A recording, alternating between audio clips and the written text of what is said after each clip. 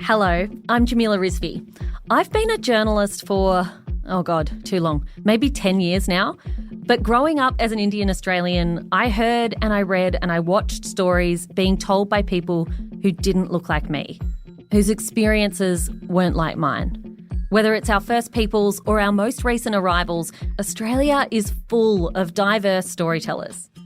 Enter Find and Tell. This is the search for the next generation of Australian storytellers. We've taken 4 diverse Australian storytellers, we've trained them up, and then we've set them loose to find and tell weird and wonderful stories from all around the country. Every episode, our storytellers are going to go head-to-head, competing to give you the best story, to get one step closer to taking home the grand prize. Think of it like a TV talent show, but for podcasts. In the first episode, you will hear from Ben and Kate. They're going to match up to find and tell the best story they can on the theme of silver linings. In our first story, Ben investigates a mysterious teddy bear invasion in the small country village of Neath. Here's a taste.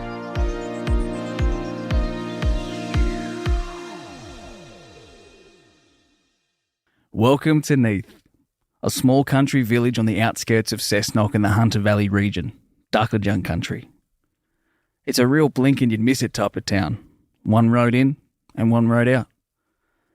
It has a population of 490 people, a bus stop, a servo, and in true blue Australian country town fashion, one pub.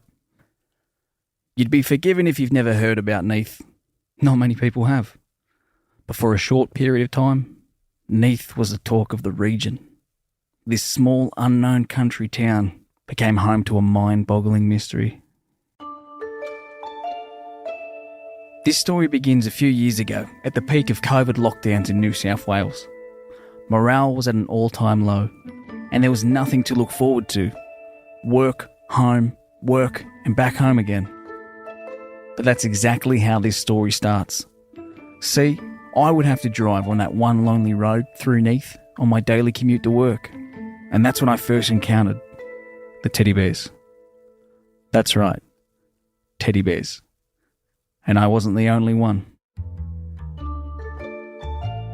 Would someone tell me the significance of the teddy bears in Neath? They're all over the place and some are even sitting in chairs now. So the road in Neath has become a gallery of hanging teddy bears? I dig the kindergarten Vlad the Impaler aesthetic, but does anyone know the deal? Yeah, it's disgusting. Hopefully they get pulled down soon. Makes the place look filthy. It's a beautiful gesture to make kids and us big kids smile. People who get upset by them must have had very sad childhoods. In the following weeks, the teddy bears began to multiply. And what started as 5 or 6 soon turned into 20, then 30, then not before long, there was too many bears to count. Inhabiting the village of Neath, the trees, the parks, the benches, the telegraph poles, the signal boxes, the bus stops, the teddy bears had even infiltrated the pub. Then one day, they all vanished. Where did the bears come from? Who put them there? And where did they go? This local mystery has perplexed me for far too long, and it's about time I figured out some answers. So starts my investigation to unravel the mystery of the Neath teddy bears. And in our second story, Kate pored over voice notes she sent to a friend following a devastating breakup. She enlists the Elizabeth Day to craft a love letter to the friends who hold us together. I consider my romantic breakups some of the most visceral periods of grief in my life. But the mere act of living through that and surviving it had made me understand I was so much stronger than I thought I was. It taught me a lot about my capacity for resilience.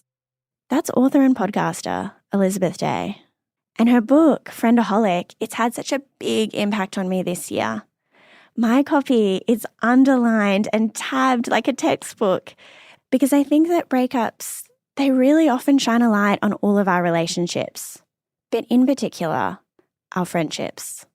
One of the most momentous breakups in my life was 3 weeks before my 39th birthday.